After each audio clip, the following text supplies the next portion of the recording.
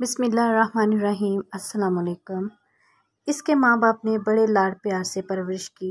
جوان ہوئی تو والدین کی رضامندی کے بغیر کالج کے بس کے ڈرائیور سے خفیہ نکاح کر لیا۔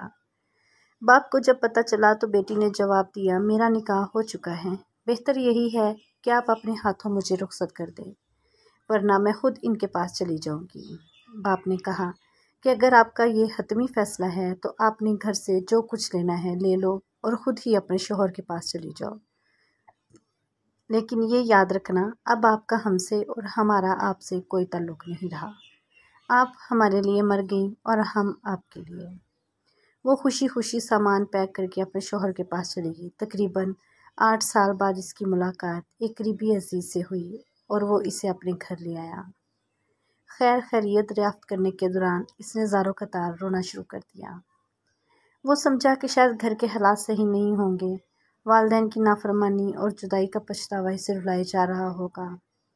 تمام گھر والے اسے دلاسے دینے لگے اور رونے کی وجہ دریافت کرنے لگے۔ بہت اصرار کے بعد اس نے رونے کی وجہ بتائی۔ وہ کچھ یوں گویا ہوئی، میں نے والدین کی نافرمانی کی، ان سے تمام تعلقات ختم ہو گئے، اس کا پچھتاوا تو مجھے ساری زندگی رہے گا۔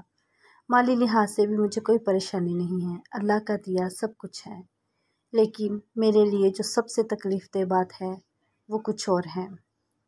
میری صرف ایک ہی بیٹی ہے۔ میرے شوہر جب نماز پڑھنے کے بعد دعا مانگتے ہیں تو میں نے چپکے سے کئی بار ان کی دعا سنی ہے۔ وہ روتے ہوئے اور گڑ گڑاتے ہوئے اللہ پاک سے صرف ایک ہی دعا مانگ رہے ہوتے ہیں، یا اللہ میری بیٹی ماں پہ نہ جائے، یا اللہ میری بیٹی ماں پہ نہ جائے، یا اللہ یہ اپنی ماں کی طرح گھر سے بھاگ کے کبھی شادی نہ کرے، یہ اپنی ماں کی طرح اپنے والدین کی عزت کو کبھی رسوا نہ کرے۔ یہ دعا تمام لڑکوں اور لڑکیوں کے لیے ایک پیغام، ایک نصیحت اور ایک اعلان ہے، اگر کوئی سمجھے تو۔ اللہ پاک کسی بھی ماں باپ کو اپنی اولاد کی رسوائی سے بچائے، آمین ثم آمین۔